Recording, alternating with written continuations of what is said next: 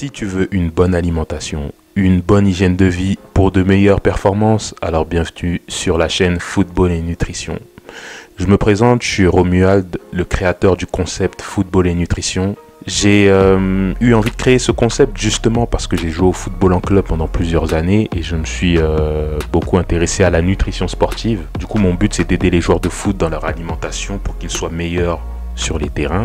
Dans ce sens, si c'est la première fois que tu tombes sur une de mes vidéos, j'ai 2 guides que je t'offre, 5 recettes de petit déjeuner idéal pour footballeurs et 5 recettes de boissons sportives fait maison pour les matchs. Il y a un lien qui se trouve dans la description si tu souhaites accéder à ces 2 guides. Pour ce qui concerne le sujet de cette vidéo, c'est quelle est la composition corporelle idéale d'un footballeur. Qu'est-ce que la notion de composition corporelle? Peut-être que cette notion-là, c'est une notion qui t'est étrangère. Peut-être que tu n'as jamais entendu parler de cette notion de composition corporelle, mais pourtant, tu verras à travers cette vidéo que c'est intéressant de connaître ce que ça représente et comment aussi interpréter la composition corporelle. Déjà, la composition corporelle, ça correspond à l'analyse de ton corps en plusieurs compartiments, puisque globalement, notre corps est composé d'os, de squelette. Il y a le squelette. Là, je vais résumer. Il y a 3 grands compartiments. Il y a l'os, le squelette. Il y a ensuite ce qui va être la masse musculaire.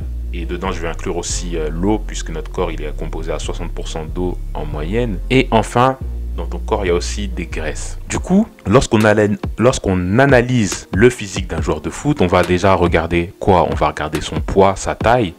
Mais on se rend compte que c'est pas assez suffisant pour pouvoir faire des analyses, le fait de simplement avoir le poids et la taille d'un joueur. Donc c'est pour ça que parfois, on va aller regarder l'IMC, qui est l'indice de masse corporelle et qui correspond à un calcul qui est fait entre le poids et la taille.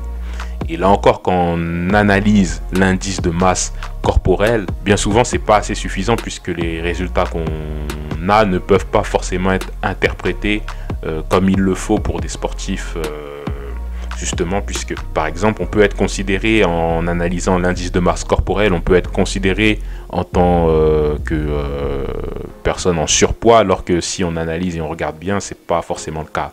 Donc c'est pour ça qu'il y a aussi la notion de composition corporelle qui permet d'aller encore plus loin dans l'analyse du physique d'un joueur. Et du coup, qu'est-ce que ça permet, à quoi ça permet de répondre, cette notion d'indice corporel? Eh bien, ça permet de répondre à la question: est-ce que le joueur a une bonne composition corporelle? Puisque si on regarde comment se compose le corps d'un individu normal, pas forcément quelqu'un qui joue au foot ou qui est sportif professionnel, on se rend compte qu'environ à 70%, eh bien, cette personne va avoir un organisme composé de muscles, d'eau, donc à hauteur de 75%. Ensuite, tu vas avoir un pourcentage de 15 à 20% qui va être composé de gras, de graisse, et le restant, ça va être des os. Alors que d'après une étude que j'ai pu observer, qui a été faite sur des joueurs professionnels de première ligue anglaise, eh bien on s'est rendu compte que la plupart des joueurs analysés avaient en moyenne un taux de muscle, c'est ce qu'on appelle la matière maigre, qui était à 80%. Ensuite, en matière de graisse, ça représentait à peu près 10%, et le reste, c'est-à-dire les os, ça représentait un peu moins de 10% du corps du joueur. Et ça permet quoi, le fait d'analyser la masse corporelle du joueur? Ça permet de savoir si le joueur a le corps qui va lui permettre d'avoir le meilleur rendement possible sur les terrains. Est-ce que, avec sa composition corporelle actuelle, il a la capacité d'être le meilleur possible, d'avoir le meilleur rendement, d'avoir les meilleures performances sur le terrain? Voilà pour le concept de composition corporelle. N'hésite pas, si tu le souhaites, à réagir dans les commentaires. Et sur ce, je te dis à bientôt pour une prochaine vidéo. Ciao.